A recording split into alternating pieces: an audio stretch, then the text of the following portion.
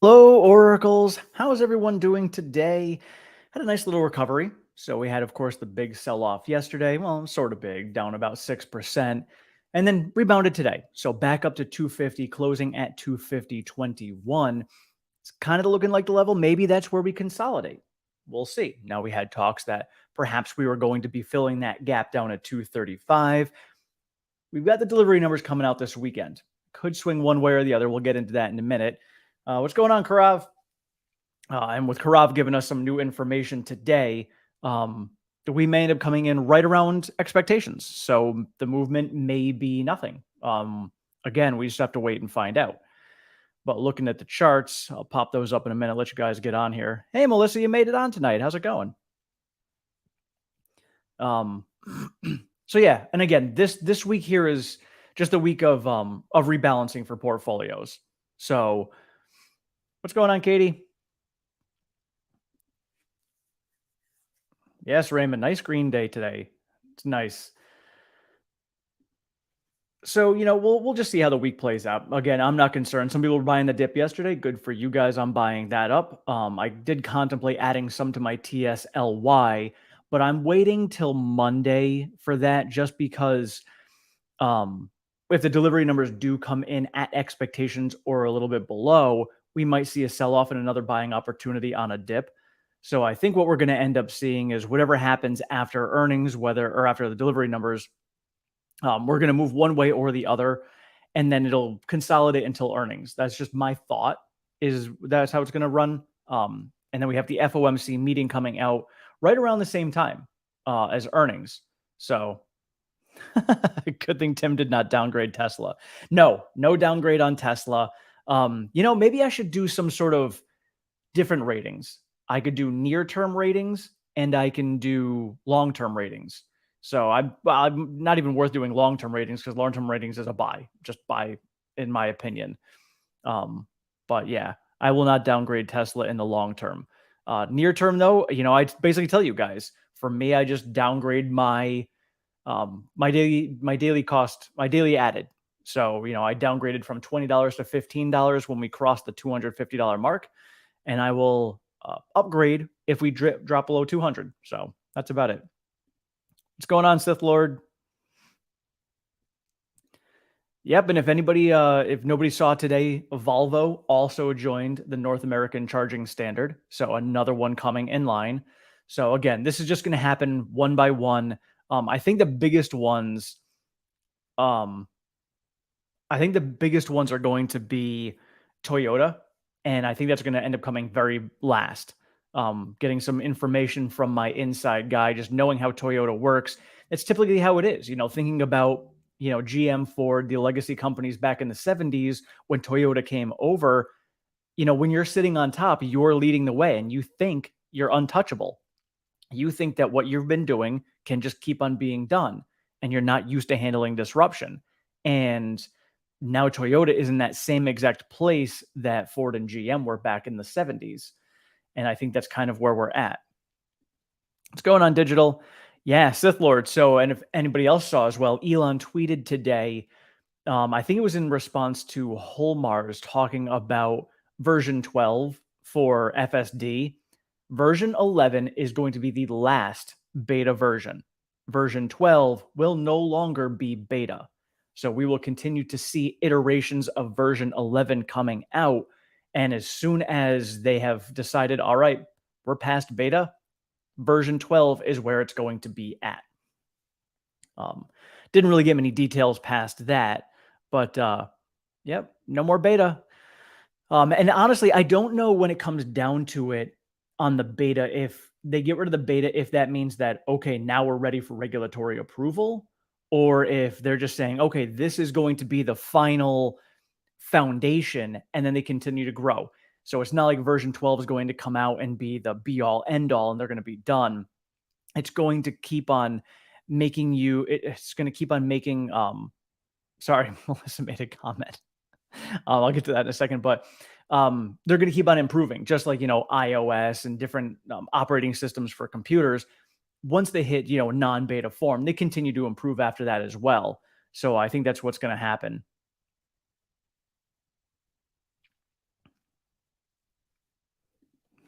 Tim, your smaller beard makes you look a lot thinner on TV. Yeah, the camera adds 10 pounds. So I'm only using one camera now instead of two. So instead of adding 20 pounds, I'm only adding 10.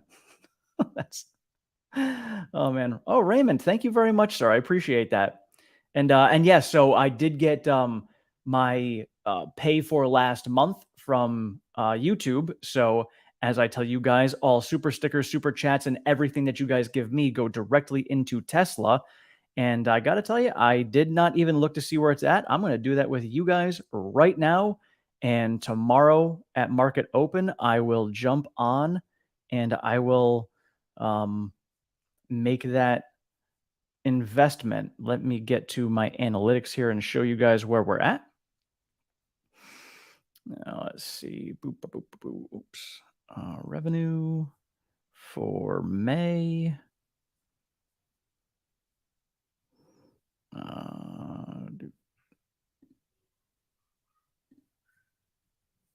All right, I'll pop this up on screen for you.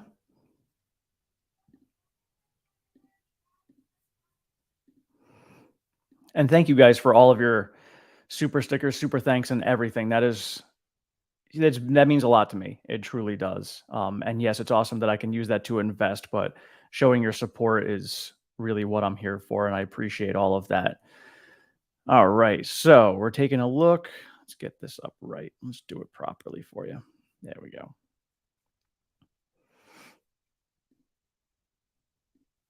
All right, so let me see. May, I had let me see. Super thanks. Oh, the supers were 385 and memberships. All right, wasn't a big month last month, so 385. But you know what? I'm still going to put that in. So I'm going to add another $15 tomorrow. So I'll take that 3 and I'll just increase it up to 15. So May was a slow month. I'm okay with that. I'm not too concerned.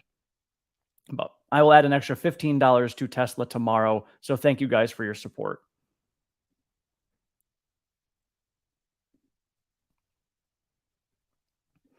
Karav, Hyland will be announced in July. Very confident. So Karav, in your opinion, do you think that we're going to hear about Highland before we hear about the final details for Cybertruck? I think we will. I personally do. I think we're going to hear about the Highland, and I think we'll probably hear after Highland, we'll hear about the Cybertruck, because Highland's not a thunder stealing thing. Once Cybertruck information is out, there's going to be a lot of chatter about Cybertruck, and Highland maybe kind of like pushed to the side. So I think they'll end up doing Highland first, discussing that, because it's really just Model 3, but a revamped version of it. And then they'll go through the Cybertruck details. Here's the pricing on it. Here's all the specs that we've come up with, especially considering Elon has already told us that the production on it is going to be slow. And there's, I don't want to say delays, but it's slow to come along. It's a challenge for them for sure. And so I think when they finally do announce it, it may not be until August or September that we hear about the Cybertruck. We'll get the details and all of that.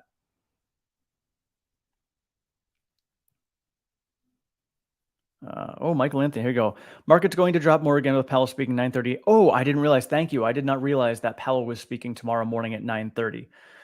So yeah, that could definitely do it. You know, when Powell comes out and completely squashes everything. Michael, thank you. I appreciate that. And that, of course, will go into next month's Tesla fund. And next month, when I get it, it'll be right after earnings. So we'll see where we come with that earnings and what this is going to purchase for us. Retire with Tesla. Your thoughts on TSLL? So actually, talking with Gort, I don't know if he is on tonight. Gort has actually been the one who introduced me to TSLL.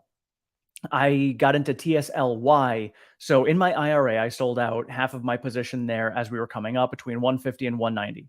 I missed a bit on the upside here. Shame on me. However, I took that money, put it into TSLY. Then Gort led me into TSLL, and I put it into that. Between those two, I have made back anything that I missed out on from Tesla stock itself. So I'm a big fan of TSLL. Now it comes down to risk reward and your risk tolerance. If you are okay with a stock moving, twice as much as Tesla moves, then TSLL is okay for you. But some people can't even handle the volatility of Tesla itself. So if you're going to put like Tesla on steroids, which is TSLL, into your portfolio, just brace yourselves. pretty wild. So, if you're a swing trader, you can do very well with it. If you're swinging in your IRA, that's why I put it into my IRA. I don't have to worry about the taxes on it. I can swing up, make some good money, swing out, and move it. Oh yes, I apologize. 1.5 times as much, not twice. You are correct. 1.5 times. But either way, when you're looking at Tesla trading at a beta of 2.0, and then you multiply that by 1.5 on top of it, it's significant. And this I don't know. I have not done enough research on it. So retire, if you happen to know, please share. But yeah, the time decay on TSL I do not know. So that I don't have a lot of it just because I'm still learning of it. And they do pay dividends. I personally liked the TSLY dividends because they paid 59% last month, and they're currently looking at 61% coming up. The X date for next month, I believe, is July 5th. So that would be Wednesday of next week. And then the payout date is usually on the 15th. Let's see here. Elon is my pick for the cage match.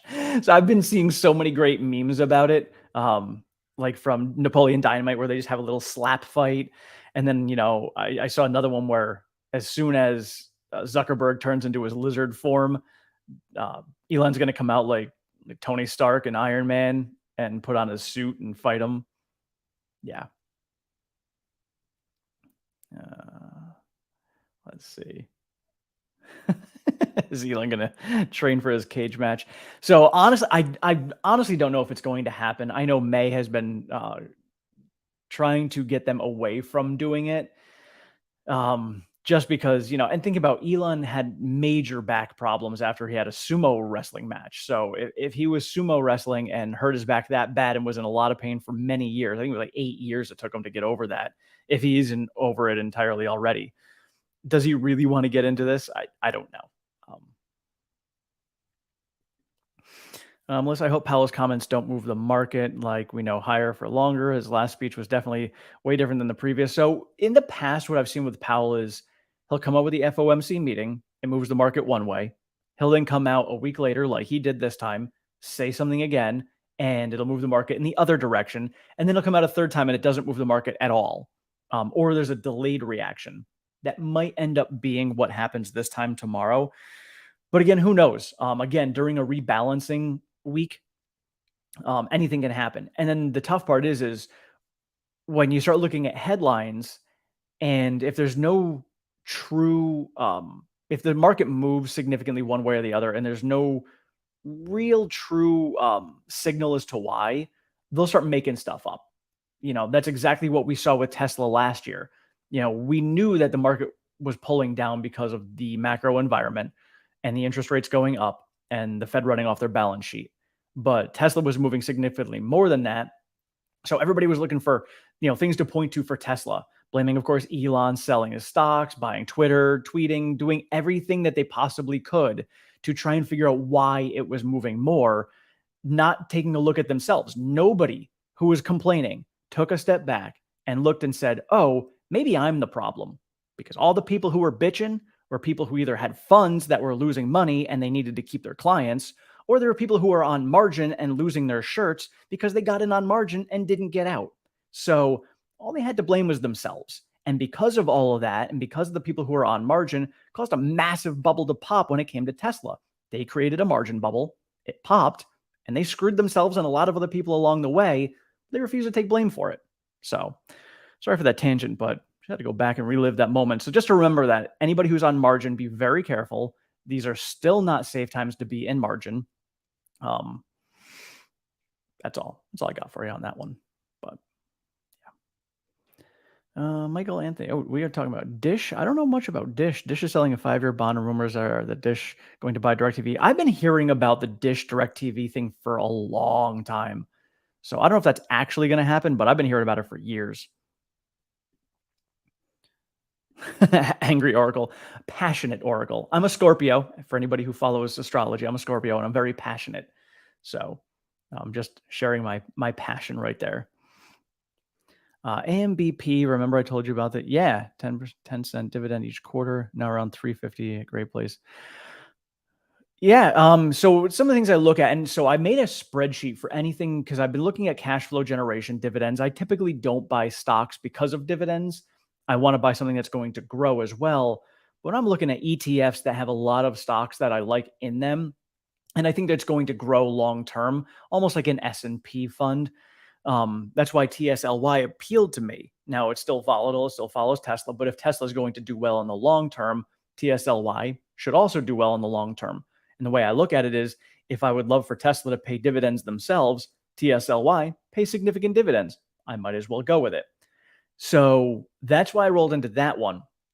But I made the spreadsheet up that shows my gain and loss on each ETF or dividend stock that I am in and the dividends that I've gotten. Because if it's pulling down, like I had QYLD and I bought a bit last year, but it pulled down significantly from where I bought it.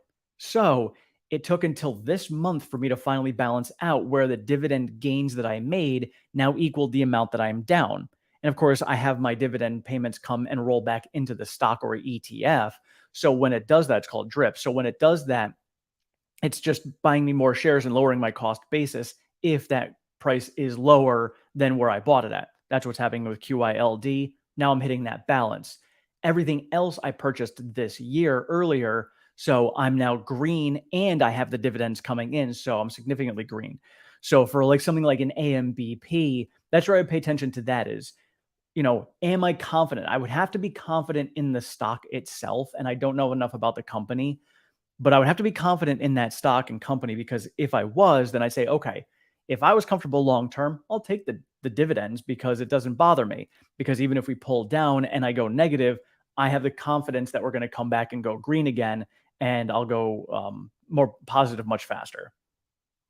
And when you're doing that with the drip, when it comes down, that's just a better way, as you said, to accumulate even more shares at a lower price. So that when it comes back up, your dividend is paying out even more because you have more shares.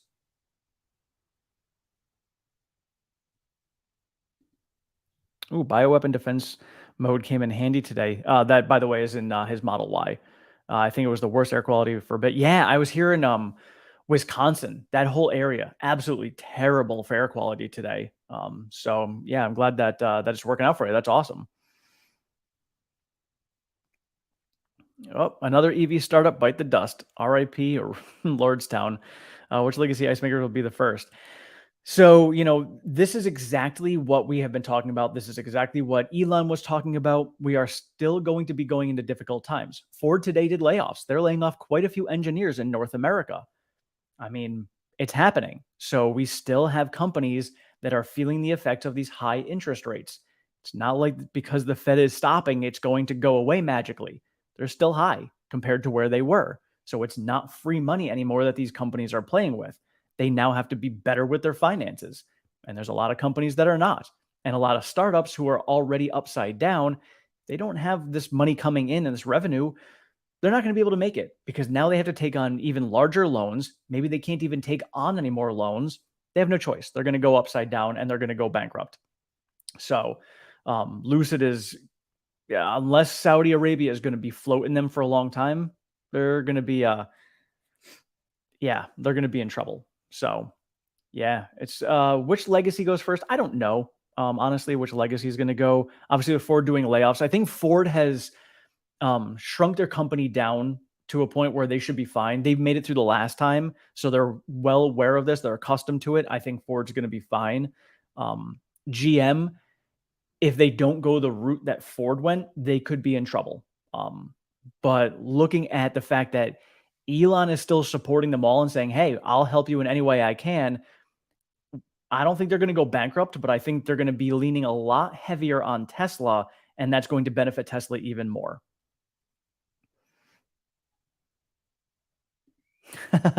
Yeah, and this is why Wall Street isn't anyone to follow.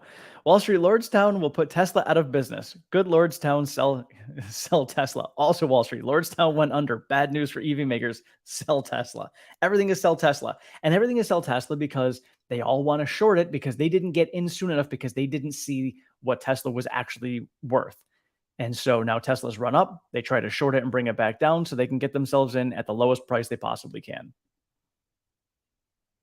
Yes, honey. Remember, not financial advice, only potential financial suggestion. Little PFS. PFS, everyone. And yes, honey, I am working on those shirts. Production and delivery numbers for next week. So Karav gave some great info today. He updated his to 446,000. Looks like Deutsche Bank came in at 448,000. So most analysts are between 445 and 450. So roughly around that 448,000 mark. And I think if we come in between 445 and 450, stock probably won't move much. Um, I think if it comes in below 445, then we'll see a bit of a dip. And if it comes in over 450, we'll probably see a little bit of a pop, not much, but we may see a little bit of a pop depending on how much over it is, and then we'll wait until earnings and see how those show.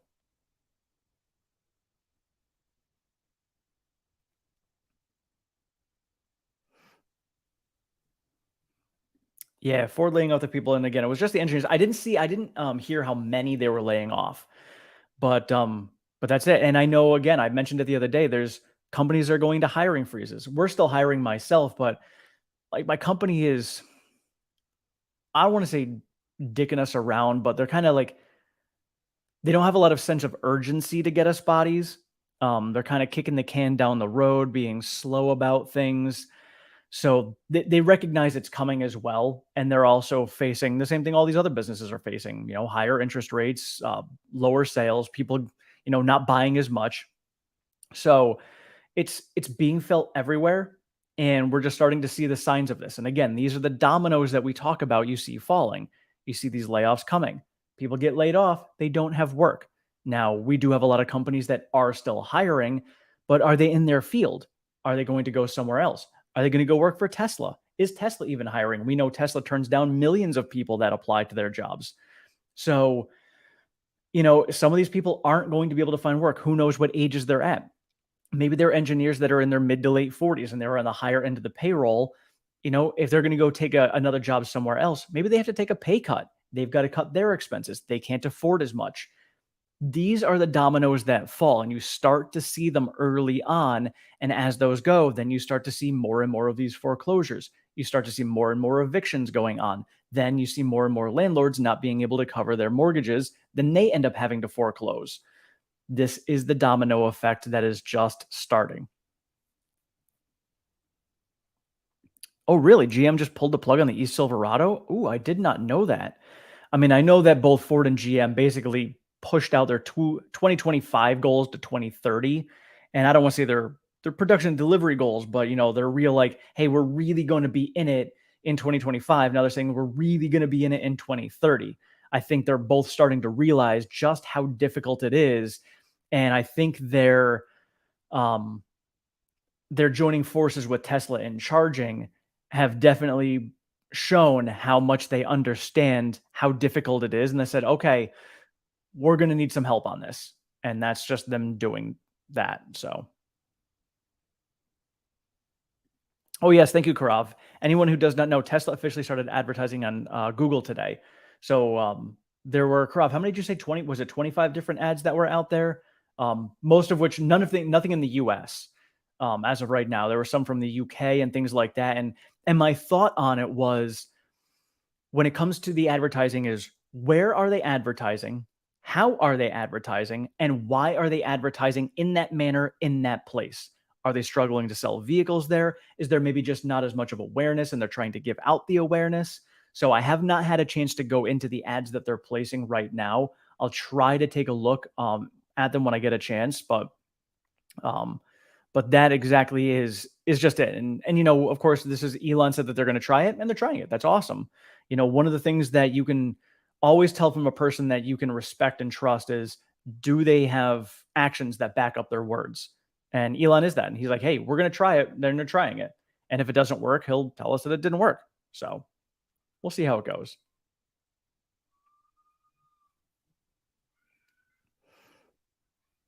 Oh, I like this. Tim, total investment mogul. I dig it. Honey, if you like, I'm a big fan of acronyms too. I love acronyms and coming up with stuff like that. I like that. Thank you.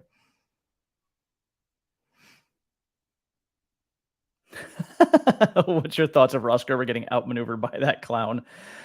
You know, eh, I appreciate Ross for coming out and at least entertaining Dan, um, and and going into doing it, but I don't know if Ross was the right person to do that. But again, kudos to him for making the effort. But I think in making that effort, because of the fact that Dan is specifically looking for any little thing that he can use in his favor, you've got to be very careful with it. And Ross, of course, took that chance and had that one issue. And despite the fact that many people have already come out to prove that that issue was wrong and prove that what Ross was doing was the reason why it had the problem it had, the damage is done. So we can call it damage. Maybe it's not damage, but I would have loved, and of course it was never going to happen. I would have loved to see Dan ride with Omar, but I know that was never going to happen. So, I mean, I still like Ross, but I think Ross is, God, he's such an emotional guy. Like when he's excited, he's super excited, and his excitement is contagious and brings a lot of people on board with him. But it also goes in the other direction.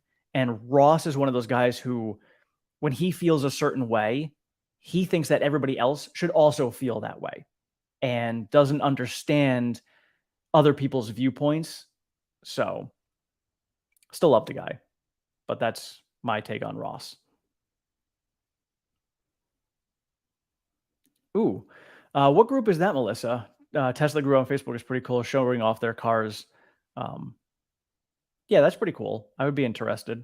Um, of course, I don't have mine yet, but just to see them would be nice. Oh, okay. All right. So six ads in the US exclusively for solar. That's cool. And then 12 in the UK. So Timothy, in my opinion, stock buyback coming in 2025. I think it comes before then. My reasoning behind that is Tesla is going to want to do a buyback as early as possible. Now they don't have to just do a one lump thing. They can say, hey, we're going to do a $4 billion buyback on the stock spread over the next 12 months. So they could announce that later this year, anticipating the stock market pulling down and the stock price pulling down as many people are expecting. And if that's the case, they can announce it and they can basically dollar cost average into their buyback, if you want to put it that way. So I think that's something that they'll end up doing. So it might end up spreading out to 2025. So maybe it starts in late or early 2024 and goes to early 2025. That's possible. And if they start it and they keep on having cash coming in, they may continue doing it. They may do something like Apple.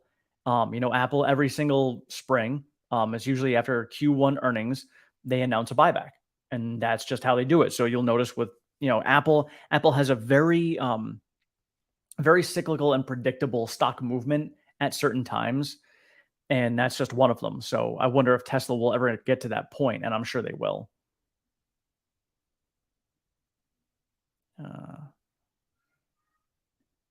All right, Tesla and Tesla Shareholders Club. I think I'm in Tesla Shareholders Club. I'm in that one. What stocks do I like beside Tesla? So I sold out of SoFi, but I just started buying back in. So I took a little profit on them. I bought back. I forgot about the 30-day wash rule. Shame on me. I haven't done a lot of swing trading, so I got back in, but I gotta wait to buy some more. I've got Square, but I have a very high. My cost basis is 140 on Square, so I'm significantly upside down. Just I've been contemplating adding more because it's been hovering around $60 forever. So I'm kind of, I don't know if I want to wait for next earnings or if I just want to buy some more now. But I like Square long term. I've got BODY, that's Beachbody, and I'm a Beachbody coach. So they've been getting pretty pummeled. They're down at 41 cents a share. So if you guys want it, they might get delisted from the NASDAQ. So be careful with that one if you are into that. But I'm a coach. I love the company. I love the workouts. I love the stuff. So I'm all about it. So I'll be in on that. I also have Palantir. I've got Neo. Who else do I have? I've got a bunch of ETFs. The ETFs I like. Like I've got SVOL, JEPQ, JEPI, QILD, TSLY. So I've got all SQQQ I've been playing with just on the shorting side of things when it comes to the NASDAQ. Not a big one to short, but if I can see if I can catch some swings up and down just to make some profits as the market's dropping, I'll do it. And I'll do that with the SQQQ. Um, who else do I have? Wow. And I don't have the spreadsheet. It's been a pain in the butt to try and get the spreadsheet of my stuff on my computer. I have it just on my phone, and I use my phone for my camera. So those are the ones I've got right now. If I think of any others, I will share them with you, Michael. But that's basically what I have currently. Siddhartha, yeah, we were just talking about that. Delivery numbers looking at between 445 and 450,000 most likely. ACS, why do buyback when they need every penny to build more factories to get to 20 million cars per year? So Elon and Zach had answered that exact question on several earnings calls because people say the same thing. And they're literally spending money as quickly as they possibly can. So when it comes down to a buyback, they're not using money that would be put towards factories. They're using money that is in excess. And they basically have their option. They're like, well, we can only build factories so fast. And as Farzad said, you don't want to build too many factories too fast for a couple of reasons. One, the culture of the company itself is so vital that if you grow too fast, you lose that. You don't want to lose that. So you got to go slow. And it's not like Tesla's going slow, but the other thing is when they open up a new factory, they learn a lot of new things from that factory to make the next one even better. So they don't want to open up 4 or 5 factories at once and realize, oh, darn, we could have done all of these things so much better had we just waited. So they'll open up a factory, start doing the things, and then be like, oh, hey, we could do this a lot different. Just like Mexico is going to have a whole entire new production format as how they're going to be building this compact car in the next gen platform. So as they do that, when they do it and actually put it into practice, they're going to recognize all of these different things and say, oh, we can actually do this all better. Maybe this layout of the factory should be done this way instead. So when they open up the next factory, they'll be able to take that wisdom and use it in the next one. So by doing that, they can only spend so much money on factories and everything else as they go along. Now, they have so much cash flow coming in, they're going to be able to take all of that cash and they have the choice to either let it sit as cash, which all the inflation that we've got going on right now is actually going to be losing money. They can invest some of it, which they have done, or they can do a buyback and invest in their own company, buy back the stock, and then, clear out some of that dilution that the stock has seen. So that is the reason why, they're going to do the buyback instead of doing all that, because thinking about the numbers when it comes to the factories and how much they're going to be producing, if you were looking at Mexico doing 4 million, which is what the rumor is, not, that sounds like what's going to be coming out of there is 4 million. So we got 4 million from Mexico, got 2 million from Shanghai. So that's 6 right there. You're going to have 2 million from Austin. That's 8, 2 more million from Berlin. That's 10. You've got, we'll maybe get to 1 coming out of Fremont. So that's 11. 9 million more vehicles if Mexico is going to be producing 4 and the next factory that they're going to be putting up also produces 4, really I'm going to need 5 million more vehicles in factories coming out. So realistically 2 or 3 more factories can get them to that 20 million vehicle mark. So they don't really need all that many more. Then you talk about Megapacks, you talk about Optimus. Yes, there's a lot of other areas they can spend money, but they don't want to just throw the money away. They want to make sure they're wise with it. So hopefully that answered that and cleared it up for you. But that is the exact reason why they would do a buyback. And they reiterated several times that they foresaw, even with a difficult economic time this year, with a potential recession, they would still have enough cash flow coming in to be able to do a buyback. So we may hear about that buyback at the Q3 earnings call. Did you see the Lex Freeman, Mark Zuckerberg jiu-jitsu training video? No, I did not. I mean, I know Mark Zuckerberg does jiu-jitsu. He just won a competition, so I knew that. But I did not see that video.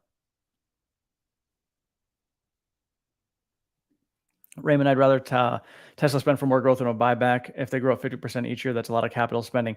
It is, but again, that's just how much money Tesla is making. They have so much money that they can they can't spend anymore. They literally can't spend anymore without just throwing money away. And Elon is one of the best capital allocators this world has ever seen. Palantir has been breaking my heart. Yes and no. I mean, Palantir had a nice pop, and it's dipping back down, but the run that it had was part of that AI run. So I'm still a fan.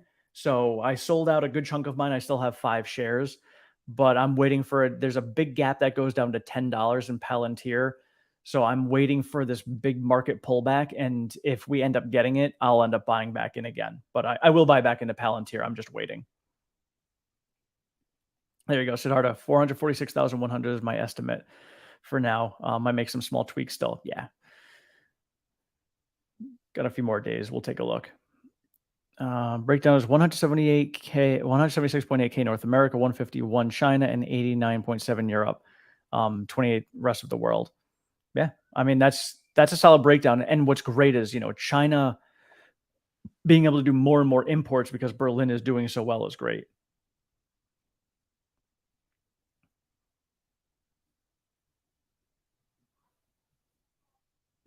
Sorry, Michael. Which one? The stocks again? Square, SoFi, BODY, Beachbody, Palantir, Neo, SVOL for ETF, QILD, JEPI, JEPQ, TSLY, SQQQ, and if I think of any others, I'll let you know.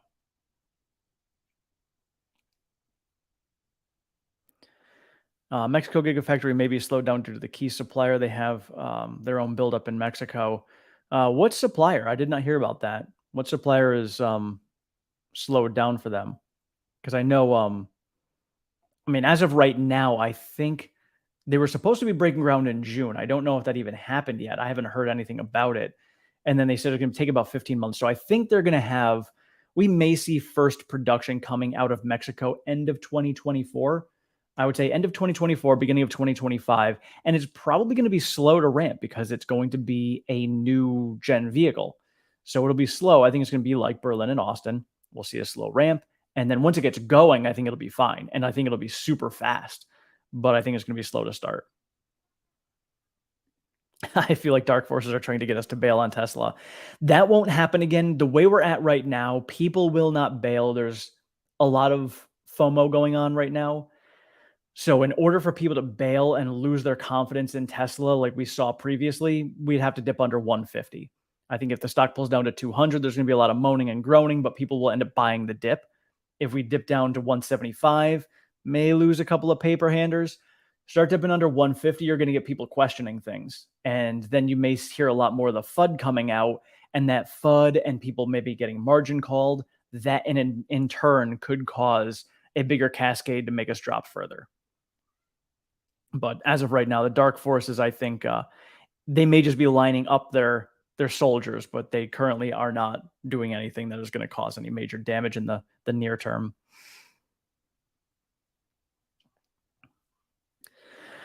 Do you think even a small miss on delivery will push down the stock towards 221? Maybe this trigger point. I think that's honestly the deliveries that we see over the weekend. And because, again, it's coming over the weekend, could see a gap up or down on Monday. Now, I don't actually, I got to check. Is the market open on Monday? I know we're open for my business on Monday and then, of course, closed on Tuesday. Curious about the market, though. I'll have to look into that. If you guys know, let me know. I actually haven't even paid attention. I was just going to figure it out Monday because I'm off of work on Monday. But a small miss, I think if we do end up coming under 445, we could definitely see a dip. I think the amount that we fall under will do it. Maybe we end up overreacting to a miss and we do hit that 221 gap and fill it. But then I think we would rebound a bit from it and consolidate. And then I think from there, wherever we go after the deliveries numbers, we'll consolidate until earnings, unless something happens in the macro environment to move the entire market.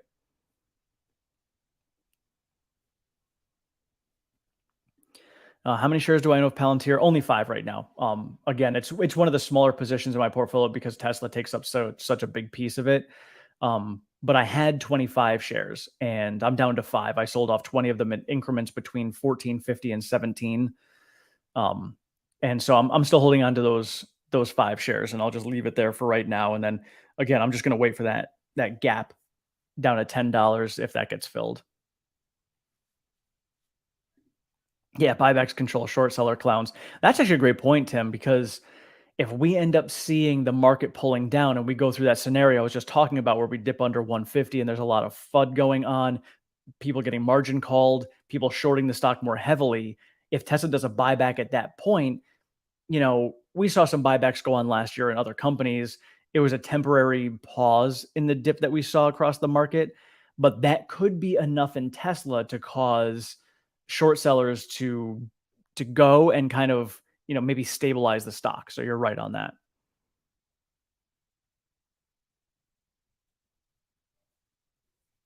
Let's see. Marty, don't think it's getting under 200 maybe ever. I say that because when we were over 1,000, there are so many people saying we're never coming under 1,000, and then we dipped under 1,000. Then so many people saying we're never coming under 500. Then we came under 500. Then we split. People are saying we're never coming under 200. Then we came under 200. So the way I look at it is I will never say never because anything is possible. And I need to be ready for anything to be possible. Yeah, 175 again, under 200 I'll increase my daily ads to $20 from 15. Under 150 I'll change it to 25. Um and so Marty, going back to yours, I don't think we will get under 100. However, I will never say never because if we get to some massive recession, deflationary pressures, huge stuff going on, way worse than anybody expects, if that happens, it's possible. Um, but I give that like a 1% chance to happen.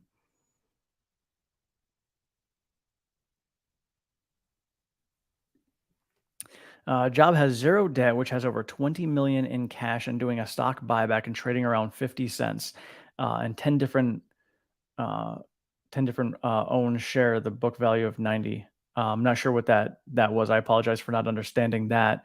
I also heard Robinhood. Robinhood's got a ton of cash themselves. They got almost as much cash. I think there was like 6 billion and a $7 billion valuation, something like that. So I personally Robinhood because it's so new and because of everything else that has gone on with the company. I have a good chunk of my cryptocurrency through Robinhood, and I have some TSLY. I'm actually because Robinhood was the only one. SoFi didn't allow TSLY recurring buys, so I've got recurring buys of TSLY and Robinhood.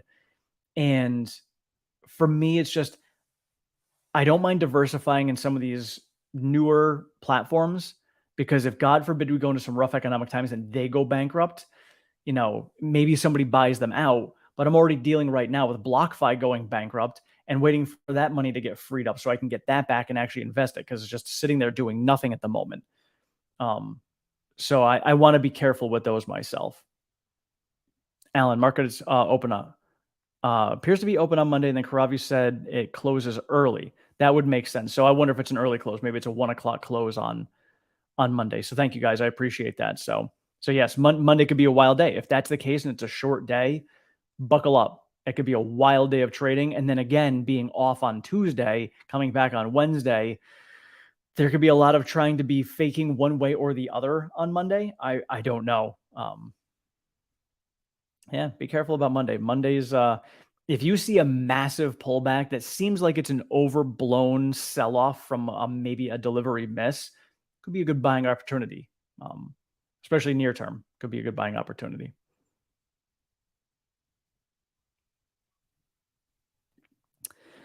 Danny, I sold a third of my Tesla shares to become debt free. Awesome, Danny. Congratulations. Now I'm going to dollar cost average back in. Do you think this is a good move? Tell you, Danny, anytime you can get yourself debt free, it's an awesome move. I was really just barely getting myself into the stock market when I was in debt. I mean, when I say barely, I was putting in $20 a month into the stock market. So what can you actually buy for $20 a month? Not much. But I was still in there, and I used it more as a way to gain wisdom and knowledge from the market. But then as soon as I was debt free, I had a ton of cash freed up. So it's one of those things where if the debt you have to pay interest on, you might as well pay that off first because until you get rid of that, Just like I made in my video the other day, if you have debt, you're paying more money than you need to, and somebody else is making money on the money that you owe them. If you do not have any debt, you can now invest properly like you're doing. And especially if you're in, some dividend ETFs or CDs that have some, interest that are paying, now your money will make you money versus making someone else money. So I think getting yourself out of debt was an awesome move, Danny. Congratulations. And yeah, go ahead and dollar cost average back in, and you'll get there. Again, you're playing it long term like the rest of us, and I think you're going to be perfectly fine in the long term. And Karav is selling calls like a champ. Karav, you're going to be my teacher. Once I get to the point where I can actually sell calls, you're going to teach me. So I will look to you for some wisdom and knowledge on that. All I know is if it ever gets below 150, I'm going to be buying a lot more than I did last time. Yeah. Yeah, that was I spent as much. I followed my plan exactly. When we got down below 120, I increased my daily additions. I spent half of the free cash that I had. I did exactly what I wanted to do at that point, and it was at that point I lowered my cost basis from 260 down to 230. So that was huge. Now my cost basis is 221. And I still want to get it under 200, and I still think we'll get that chance. Yeah, I'd love to buy into Starlink also, Alan. Waiting for that IPO. Could be coming in 2024. Might be happening. I'd love to see that. A lot of people waited for that second dip in COVID times. Actually, Marty, it did come. If you look back at what happened during COVID, and it was near, it was close. So we saw that massive dip that came down initially, and I want to say it was March that we saw that huge dip. That was the really deep one. Then we had a little bit of a V bounce coming out of it, and then May we saw us tank again for a second time. That's when the Fed ended up dropping the interest rates to zero, and we shot back up after that. So technically, we did get that second dip. It was just a couple of months apart versus in this case where it might be a year apart. But hey, maybe it doesn't happen. Maybe I am wrong and we don't end up getting that second dip. We shall see. Is Google still a good buy at this current price? Actually, what is Google at? Let me take a quick look see here. Google. I used to own Google as well, but I sold out of that. 118. I would say so. And right now the RSI on Google is 43.7. So actually, let me pop this up on the screen for you guys so you can see what I'm seeing because I can share. All right, yeah. So looking at it here, yeah, I mean 118 RSI is at 43. It's been coming down, so it may dip a little bit further. I have not been following the company much as of late, but looking at a gap down here down to 112.94, will probably end up coming down to fill that gap. That'll put the RSI down somewhere near 30. If that's the case, that's now oversold. It'll probably bounce up from there. So I think, Google, I think is going to be perfectly fine long term. It's one of the strongest companies out there. So not going to have any issues with it. So depending on what your investment thesis is for it and what you plan on holding it for, I think it's perfectly fine to buy here and just wait it out. So that's just my take on it. But me personally, I would probably put in a an alert for myself for 114 and just kind of see where it's trending at that point, or maybe even put in a buy at 113, assuming it's going to fill this gap at 112.94.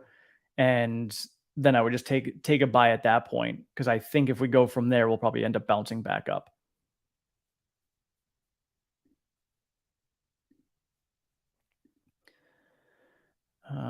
Yeah, this is another one too. Melissa, have you thought about selling a put at 175? That's the other option. There's selling calls and selling puts.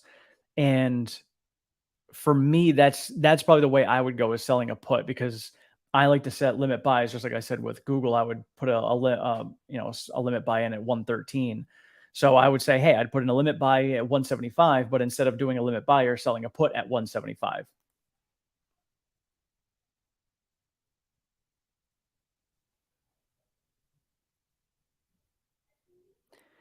Yeah, Melissa. And if you're going to do it, do paper trading first. There's, I think actually through Webull, they do it. I don't know who else, what platforms allow the paper trading to go on, but you can basically, it's like practice trading. So you can go and say, hey, I want to buy, sell a put at this level with this stock. And you're not actually using money. You're just kind of doing it on paper to see how it would flow.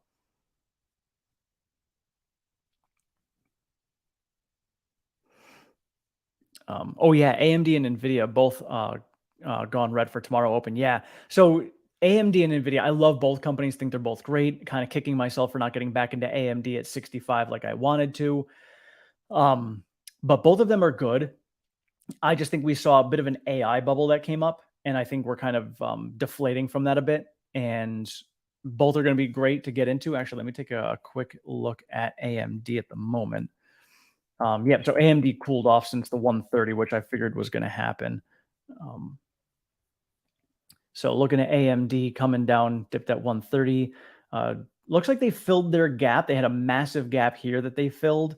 So they're kind of sitting at this 110 mark. Not sure if we come down from there. AMD is strong, very strong company. So this might be where they're going to consolidate around this 110 mark. So just pay attention to that. RSI is starting to bounce back up a little bit as well. So AMD may be consolidating and then be looking to move up. Let's take a look at NVIDIA. Um, NVIDIA for me still has this massive gap down to 306. Whether that gets filled or not, I don't know. But NVIDIA was the one that really kind of spurred on that AI bubble. Look at the RSI here was at 85. We're still at 62. I think we may see this cool off and come back down to that 300 mark. And from there, I would like to buy it. Now, they do have a gap that goes down to 210. Uh, don't know if that one would get filled. That's again, if I think Tesla can go from 200 to 100, then I would think that it is possible for Nvidia to come down to 210. We'd have to wait and see. But yeah, I do think this 306 gap will get filled. That's a monster gap right there.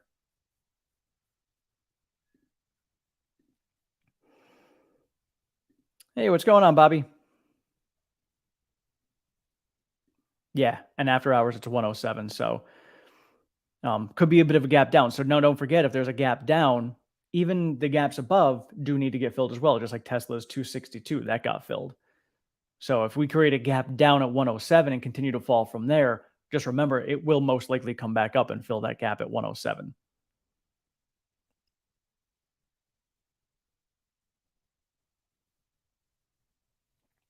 Uh, yeah, tomorrow's looking like a red day, most likely. And I think like was mentioned before, there's probably an anticipation of Jerome Powell coming out and speaking tomorrow. And it could be, could be a bull fake. It could be people trying to these or a bear fake. These people coming out and faking us out. We're going to sell off and then run up in the other direction. Good for you, Google long term. I was dollar cost averaging into Google, and maybe I should have stayed with it, but I don't know. I wanted to speed up the process. So I mean, Apple's been soaring. Apple's been doing amazing. I don't even know where they ended up today, but let me see. Because I know I saw them hitting an all time high at 188. Yeah, 188 is where they closed. So good for Apple closing at 188. And I was an Apple. I bought an Apple at 119. Held onto it for a while, sold it around the 165 mark because I wanted to buy more shares of Tesla. So I followed my plan. And looking at the RSI on Apple, it's high as well. So it's due for a pullback also. And as Michael's been mentioning, even that's looking red for the morning.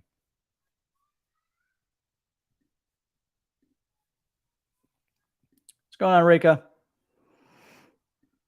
Yeah, any of the FANG stocks should be fine. Meta had a nice turnaround. Whether it actually continues going in that direction, I think the metaverse is really what's going to determine whether they're going to be long-term successful or not. If the metaverse is successful, Facebook is going to be a company you want to be in, Meta. So um, that's my take on that one. But knowing that Tesla is going to be part of the new FANG stocks and thinking about the FANG stocks and who they are, you go back 20 years, most of them didn't exist 20 years ago. So we're due for a FANG disruption as well. So we're looking at Tesla already coming in and doing that. Maybe Nvidia ends up taking over Netflix as one of them. There's there's a lot of different companies that are coming up that I think are going to disrupt FANG stocks, and they're going to become the new strong blue chips. Marty, puts and calls seem like gambling, and you expected the event like war, pandemic, incoming comet will wipe out your money.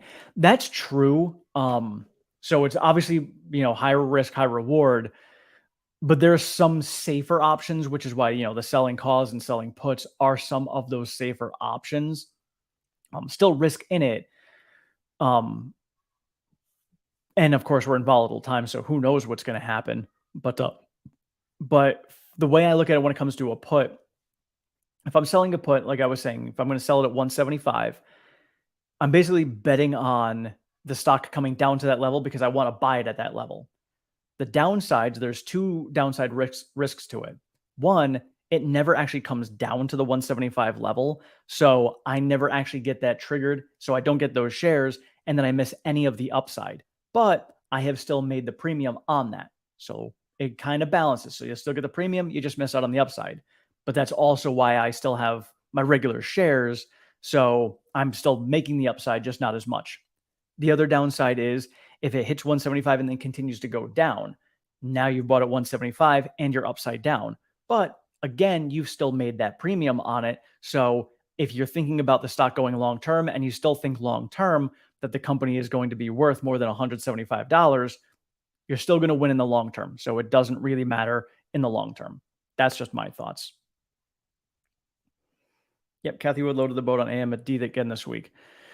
Yep, it's right at that consolidation level. So what's the gap Tesla will try to fill? The next gap down below us is 235. That's the closest. And then there's 221 below that.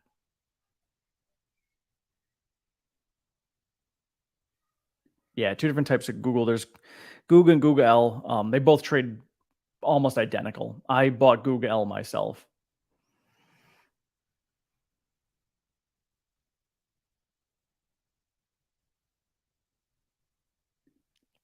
Timmy, you're not going to get the Model 3. So, Karav, what I looked at was my overall situation. And I'm looking to invest in a house that can generate me cash flow. And obviously, the housing market is not at a place where I can do that. I'm still looking. So, if I find something, I'm just going to scoop it up, of course. But taking that step first to me is more important because if I buy a Model 3, even with the Model 3 and the prices I can get it at, if my payments are $450 a month, that's still $450 a month that is an extra expense that I won't be able to invest into stocks with. I won't be able to use on a house to purchase. Plus, having that loan will bring down my credit rating and will make it more difficult for me to buy a house. So I kind of need to do it in the other direction because then if I buy the house, have that cash flow coming in, I can literally use the money I'm making from that house purchase to purchase the Tesla. Plus, I'll have a house to be able to charge my Tesla at. So as excited as I am, I have to use my big boy pant wisdom and realize that it's more wise for me to not go buy my fun toy that I want to go buy and wait to purchase the house first and do it as an investment so that I can use that investment to buy my Tesla. And that's where I'm at. And then at that point, maybe I'll get the Model Y instead. And I prefer the Model Y over the Model 3. So I'll do that. In the course of waiting, it will most likely end up happening in 2024. Now, at that point, I will be able to get the full tax credit. And because I'm getting the full tax credit, it'll be done at the time of purchase instead of having to wait till the following year to get a tax rebate. Because I'm going to get it at the time of purchase, it will actually make my monthly payments lower because I'm getting it back at that time. So, plus at that point, hardware 4 is most definitely going to be in there. Who knows where we're going to be with FSD? So there's just a lot of things that I've toiled around in my head to make this decision, and it's just wiser for me to wait to purchase the house first and then get my Tesla afterwards. And a lot of you guys gave me great feedback on that, so I appreciate you having the conversation. Down the road, I see Tesla about replacing the iPhone as the must-have electronic device. I think you're right. And think about Alexa. People have Alexa or Siri they talk to. This is now going to be a humanoid robot version of that. And you could be like, hey, call so and so. And like you literally have this thing right there talking to whoever you want to talk to, text so and so, whatever it is. So I think you're absolutely right, Marty. Abhishek, hey, what's going on, my friend? I haven't seen you in a while. Canada's inflation fell to 3.4% from the last reading of 4.4%. That's awesome. And we came down a full percent as well from 5 to 4. So it looks like we're both moving in the right direction. Now, of course, we have to wait till next month. So I'll just check it. I don't know if it's July 10th, 12th. It's usually middle of July that we're going to get the next CPI numbers. So we'll see where we're at that point. Let's see. Do you think Google and Tesla will do any kind of partnership in the future? I don't know. I mean, Elon seems to be totally okay with partnering with everybody who's out there. Elon just kind of seems like that one who's like, hey, if you're willing to help the mission, then let's do it. And if Google is going to be doing something that's going to help Tesla's mission, I have no doubt that Elon will be up for partnering with them. In what facet they would do it, I don't know, considering the where Elon wants to take Twitter, Google theoretically would be a competitor. So, um, not sure how much they would partner. As I don't know if it would be as much of a Tesla partnership with Google or a Twitter partnership with Google. Um, but it's possible. Yes. Yeah. As Karov says here, with the selling puts, you need a collateral of 100 shares. So that or 100 times the strike price. I got what you're saying. Yes. And typically, it's you in each purchase is going to be 100 shares.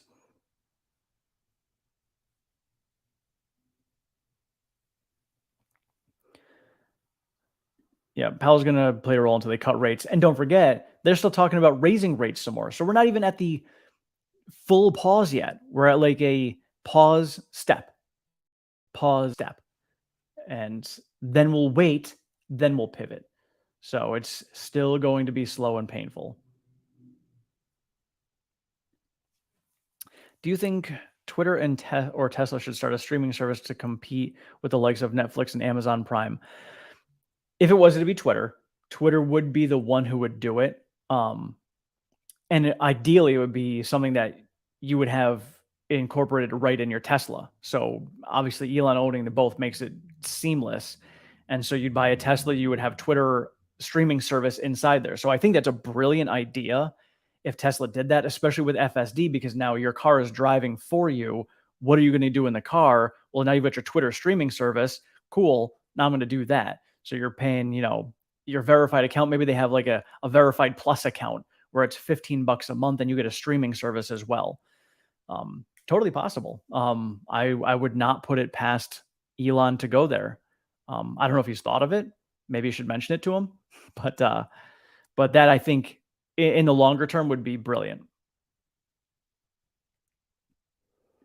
Model Y will be 40K in 2024. That's another great point too, Marty. Yes, prices, they still want to come down on prices. So yes, when I go to purchase it, not only will I be able to pay less with the tax credit up front, but it might be even less than that. So maybe with all the tax credits, I'm actually getting a Model Y for $30,000. That would be absolutely bonkers.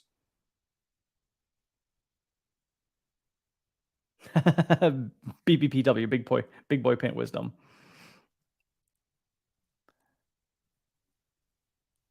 Yep, Model Y starting at sub 20 40K. So my patience is going to pay off. Plus, at that point, we'll also have more information about the Cybertruck. And I know I'm far down on the waiting list. I probably won't see it till 2026 at the earliest. But at least I'll know what I'm looking at for pricing. Write off your Tesla off on your business if you officially have one. So I do, Melissa, and I can write it off. I talked to my accountant about it, so I would be able to write it off.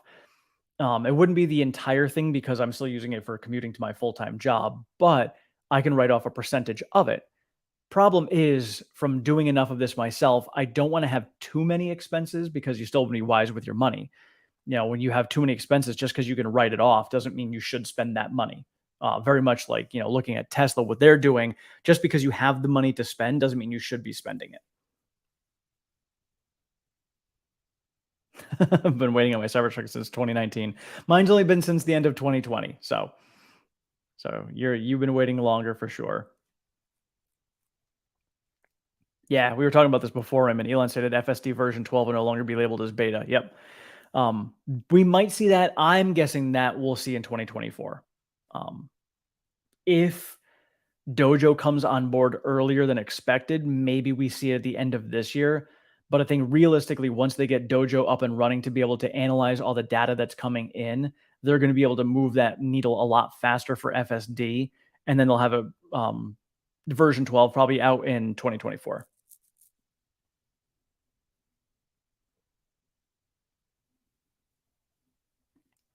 Yeah, it's a skip instead of a pause. You're right, Randy. It's a skip. As as we were told by Jerome Powell, it's a skip, not a pause. Ah.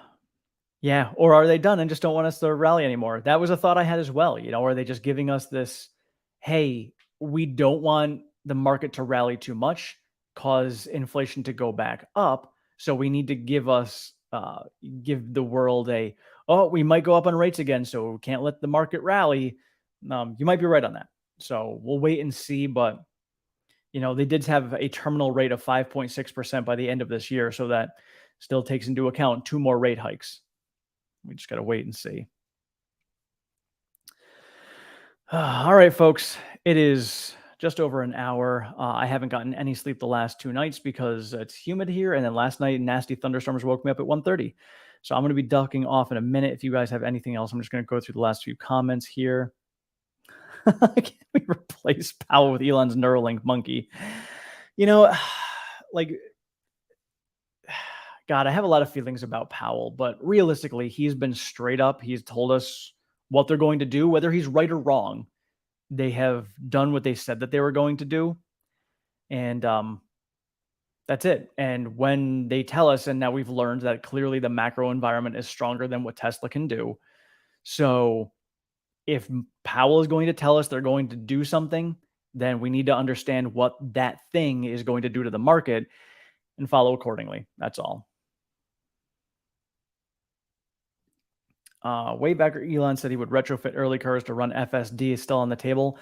As of right now, what we know, hardware 3, any vehicles that have hardware 3 in them will be able to run FSD perfectly fine. Won't have any issues. Hardware 4 and further iterations will just make it better. So that's really what it comes down to. Prior to that, I don't know if they're going to be able to retrofit vehicles from hardware 2 or previous to a hardware 3. I have heard some people say that they cannot do that. We just have to wait and see. But we'll find out about that. But as of right now, hardware 3, they will be able to do it. All right, kids. That's all I got for you guys. I'm heading off to bed myself. Hope you guys have a wonderful evening. And I hope wherever you are staying safe and it's not too warm and humid, or you have AC, because I do not. So send some cool air my way. Otherwise, have yourselves a great night. And